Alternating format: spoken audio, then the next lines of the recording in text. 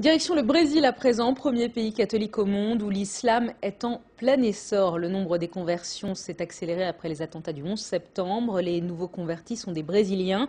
Ils se sentent exclus de la société, ils souffrent du racisme. Notre correspondant Pierre-Ludovic Violard s'est rendu dans la banlieue de Sao Paulo où l'islam se développe à grande vitesse. Reportage. Ils sont brésiliens, ils sont noirs, sans aucun contact familial avec l'islam. Tous se sont convertis il y a quelques mois ou quelques années.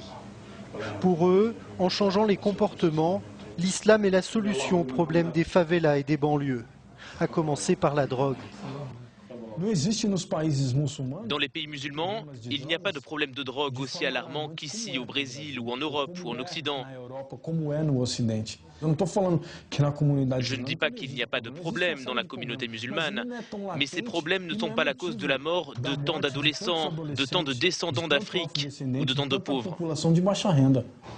Dans cette périphérie de Sao Paulo, minée par le crime et le chômage, c'est le hip-hop qui leur a fait connaître l'islam.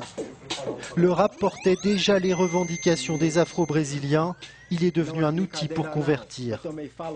Chegar de preto aprisionado ou em cemitério, pois já não é mistério. Tem sido assim no mundo, jovem negro assassinado a cada segundo. E o que eles dizem é inadmissível. É foda ver que o racismo já tá nesse nível. E quando a gente brinca, a arma deles mata. Amando de sionistas que vestem gravata.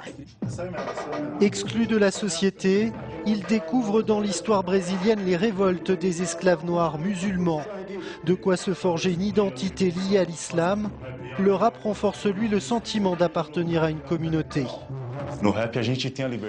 Avec le rap, on a la liberté d'utiliser des expressions qui font partie du quotidien de ces personnes qui ont besoin de l'islam, qui ont besoin de pouvoir dire non à la drogue, non à la guerre avec nos propres frères et de pouvoir garder la tête haute devant la police sans rien lui devoir.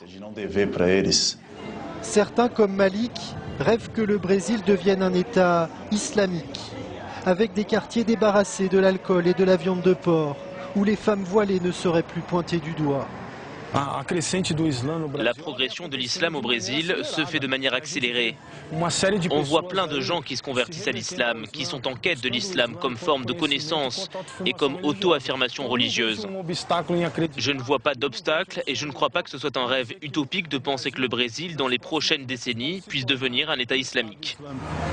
En l'absence d'un recensement officiel des musulmans, les mosquées et salles de prière représentent le meilleur indicateur de la progression de l'islam au Brésil.